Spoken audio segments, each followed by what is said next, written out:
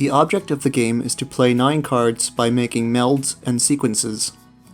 A meld, or a flock in our case, is 3 or 4 cards of the same bird number. In this example, 3 sevens.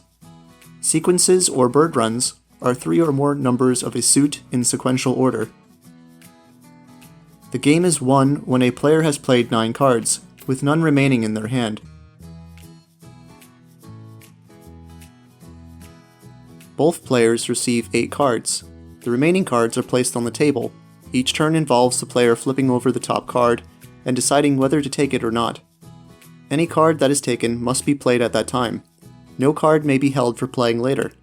If a player cannot use the card flipped, their turn ends, and the next player starts their turn. The second player has the choice to use the card shown, or flip over another. If the second player decides to use the card, they may take and play it immediately. Their turn is then over and the first player would go again. If, however, the second player decides not to use the card, they would then flip over a new card for their turn. This continues until one player has played 9 cards, with no cards remaining in their hand. In addition to playing flocks and runs, a player may add an additional card onto any cards they have played. In this case, the player has flipped over a 10, and may choose to play it with the cards he has already placed. This, however, may only be done with a player's own cards.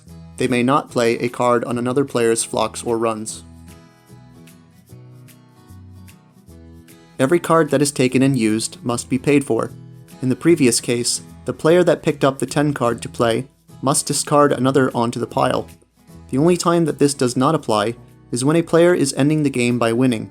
They may play the cards in their hand to create the 9 cards necessary for winning, and forego discarding. Even if a player runs out of cards in their hand, the game continues until the 9 card limit is reached. Wild cards may be used in place of any bird, of any color, in order to create a flock or run. Once a wild card has been played, it is locked into that sequence. It may not be removed or exchanged for the actual card it represents. They may also be used as single edition cards, tacked onto flocks and runs already in play by that player.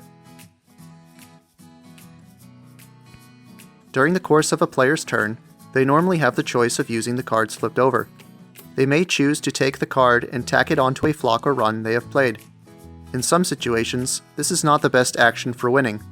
In such cases, the player may choose not to use that card and pass it on to the other player in normal fashion.